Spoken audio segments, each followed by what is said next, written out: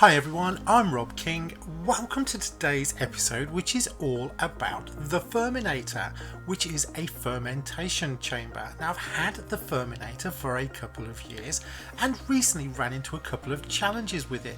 So today I'm going to have a look at the good and the bad of the Ferminator and what I've recently done to extend it.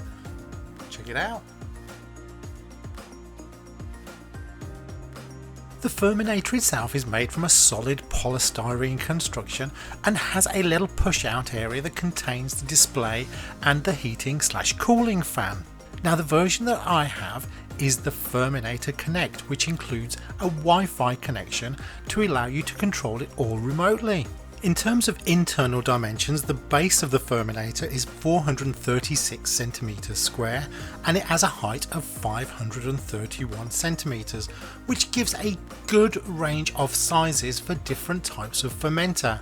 But as we will see, I did eventually find a fermenter that was a little bit too big. Now in terms of cost, when I purchased this 2 years ago, it came in just under £400, but today the same Ferminator Connect is costing around £300, so it has decreased in price as it has become more popular, one presumes.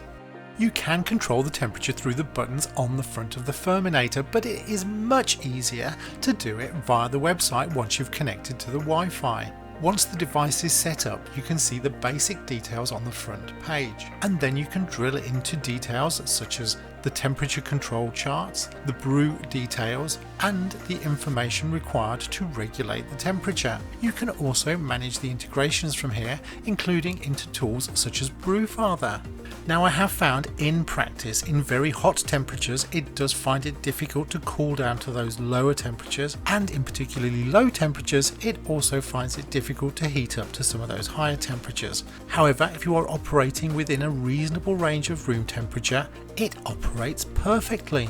And for 2 years things went pretty well, and then in the course of a single brew I had both the fermenter and then my carbonation kegs both not fitting. I ended up jury rigging the fermenter and then balancing my oxybar kegs at an angle. It was time for an extension. The extension will add 220 centimeters of height.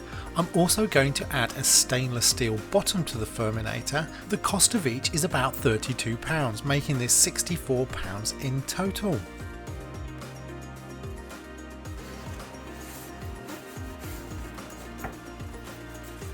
Nice.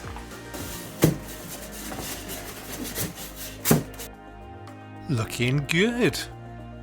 Once we've reassembled the top of the Ferminator, we can easily fit in those oxybar kegs, and actually it is the right height to fit in a corny keg. Extended Ferminator. When the ambient temperature does go up a bit, one little trick that I use is to add a bottle of frozen water inside the fermenter. This helps to keep the temperature down, and in this example we managed to keep it down at 4 degrees centigrade for this fantastic pour.